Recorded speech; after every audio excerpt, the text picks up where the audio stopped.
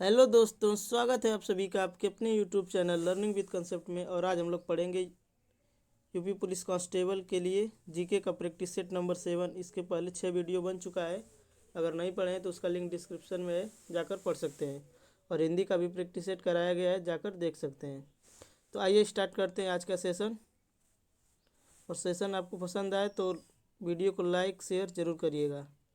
पहला क्वेश्चन दिया है, अंतर्राष्ट्रीय ऊर्जा एजेंसी की रिपोर्ट के अनुसार दुनिया में नवीकरणीय ऊर्जा क्षमता में शीर्ष देश कौन सा है। ऑप्शन ए में दिया है चीन, बी में दिया है भारत, सी में दिया है ऑस्ट्रेलिया और डी में दिया है यूएसए। तो यहाँ पर हमारा राइट आंसर हो जाएगा ऑप्शन नंबर ए, चीन। हमारा राइट आंसर हो जाएगा कि दुनिया में नवीकरणीय ऊर्जा क्षमता में शीर्ष देश चीन है।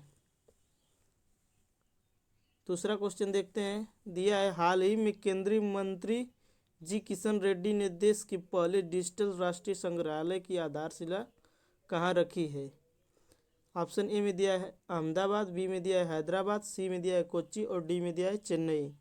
तो यहाँ पर हमारा राइट आंसर हो जाएगा option number B, Hyderabad. Hyderabad में केंद्रीय मंत्री जी किशन रेड्डी जी ने डिजिटल राष्ट्रीय संग्रहालय की आधारशिला रखी है। तो यहाँ पर राइट आंसर बी हो जाएगा। तीसरा क्वेश्चन दिया है, उस्ताद बिस्मिल्लाह खां किस वाद्य यंत्र से संबंधित थे। तो उस्ताद बिस्मिल्लाह खान किस वाद्य यंत्र से संबंधित थे। ऑप्शन ए में दिया है शहनाई, बी में दिया है गिटार, सी में दिया है सितार और डी में दिया है संतूर। तो यहाँ पर हमारा राइट आंसर हो जाएगा ऑप्शन नंबर ए, उस्ताद बिस्मिल्लाह खान शहनाई बजाते थे। ऑप्शन नंबर ए हमारा राइट आंसर हो जाएगा। चौथे क्वेश्चन की तरफ चलते हैं। तो दिया है 50वां भारत रत्न पुरस्कार से किसे सम्मानित किया गया। ऑप्शन ए में दिया है नरेंद्र मोदी, बी में दिया है सुषमा स्वराज, सी में दिया है लाल कृष्ण आडवाणी और डी में दिया है अमित शाह। तो 50वां भारत रत्न पुरस्कार से लाल कृष्ण आडवाणी को सम्मानित किया जाएगा। पांचवा क्वेश्चन दिया है, पद्मश्री विजेता साधु मेहर का निधन हो गया, यह निम्नलिखित में से किस क्षेत्र से संबंधित है। तो पद्मश्री विजेता साधु मेहर का निधन हो गया, वो किस क्षेत्र से संबंधित है। ऑप्शन ए में दिया है खेल से, बी में दिया है साहित्य, सी में दिया है फिल्म उद्योग और डी में दिया है राजनीति। तो यहाँ पर हमारा राइट आंसर हो जाएगा ऑप्शन नंबर सी, फिल्म उद्योग, यानी फिल्म इंडस्ट्री से संबंधित है। अब क्वेश्चन नंबर 6 दिया है, बंगाल विभाजन 1905 कि ब्रिटिश सरकार का उद्देश्य क्या था। तो 1905 में जो बंगाल विभाजन हुआ था, तो उस समय ब्रिटिश सरकार का उद्देश्य क्या था। ऑप्शन ए में दिया है बंगाल में अकाल के कारण उत्पन्न आर्थिक अव्यवस्था को दूर करना, बी में दिया है बंगाल में मुस्लिम हितों की रक्षा करना, सी में दिया है बंगाल में बढ़ते हुए राष्ट्रवाद को दबाना और ऑप्शन डी में दिया है उपयुक्त सभी। तो यहाँ पर हमारा राइट आंसर हो जाएगा ऑप्शन नंबर सी, बंगाल में बढ़ते हुए राष्ट्रवाद को दबाना उनका उद्देश्य था।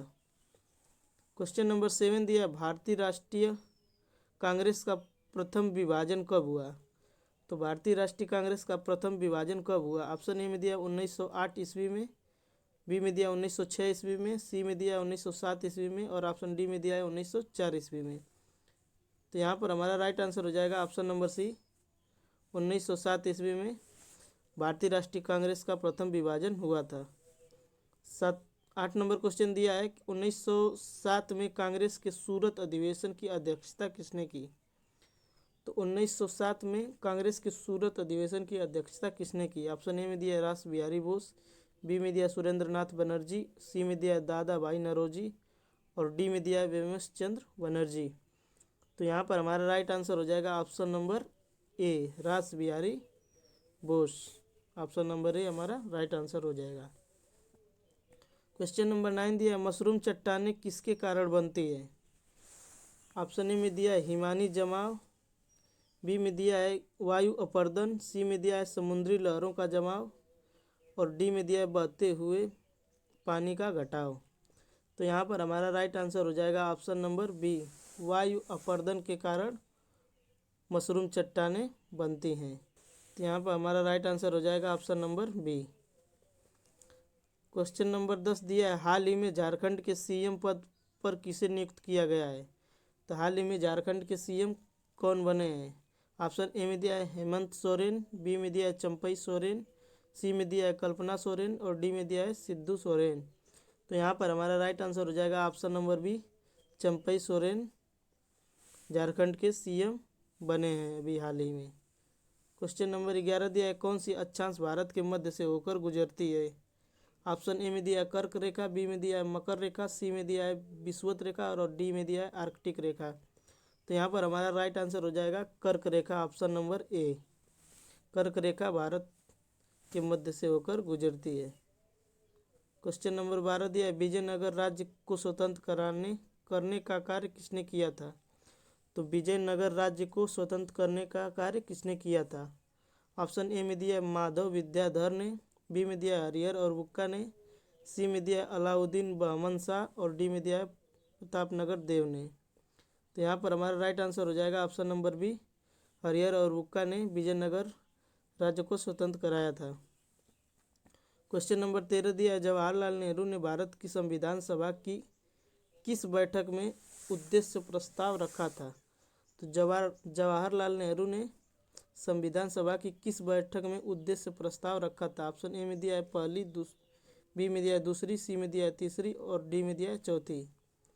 तो यहाँ पर हमारा राइट आंसर हो जाएगा ऑप्शन नंबर सी, तीसरी। संविधान सभा की तीसरी बैठक में जवाहरलाल नेहरू ने उद्देश्य प्रस्ताव रखा था। 14 नंबर क्वेश्चन दिया है कि बांध के नीचे की दीवारें मोटी बनाई जाती है क्योंकि।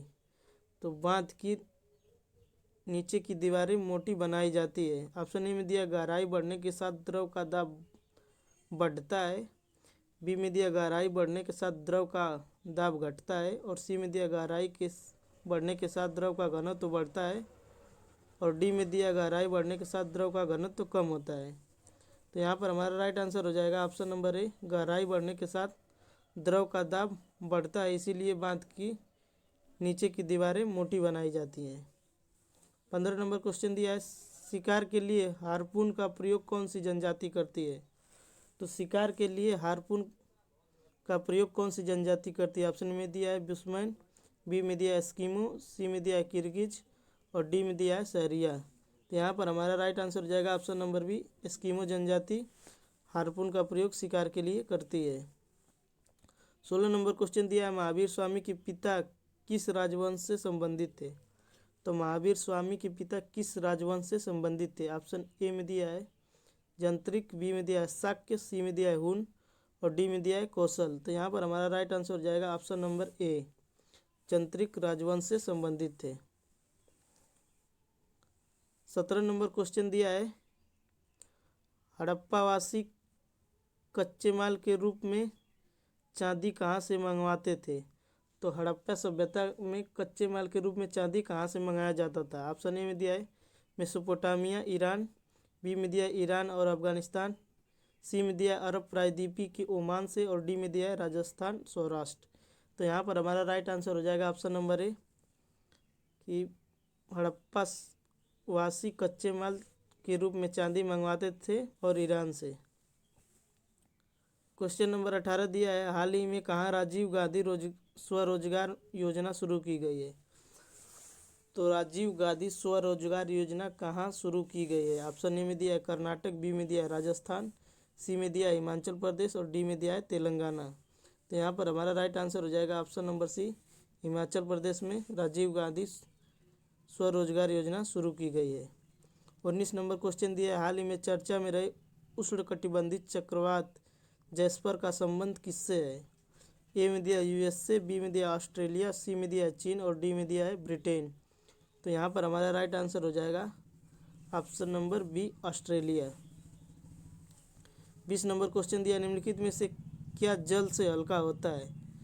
तो जल से हल्का होता है। ऑप्शन ए में दिया है एल्युमिनियम, बी में दिया है मैग्नीशियम, सी में दिया है मैग्नीज और डी में दिया है सोडियम। तो यहाँ पर हमारा राइट आंसर हो जाएगा ऑप्शन नंबर डी, सोडियम जल से हल्का होता है। 21 नंबर क्वेश्चन दिया, बंगाल विभाजन किस वायसराय ने किया।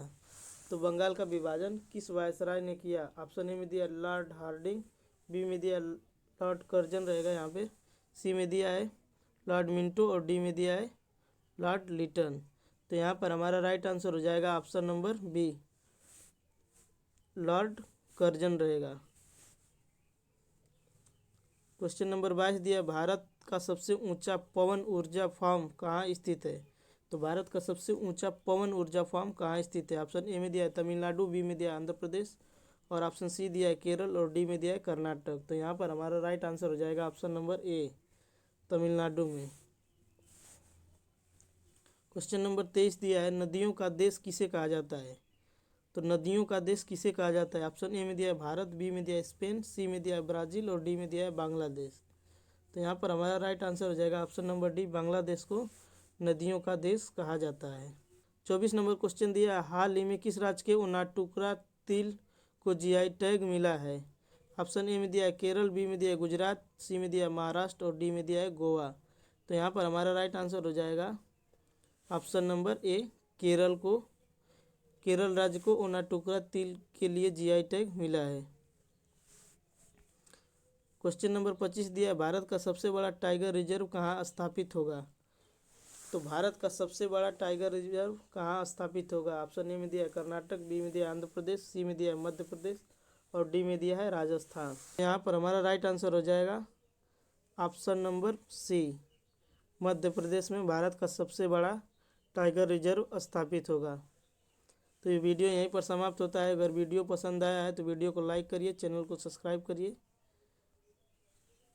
और बेल आइकन को दबा लीजिए ताकि जो भी वीडियो हम डालें सबसे पहले उसका नोटिफिकेशन आपको मिले। Thank you.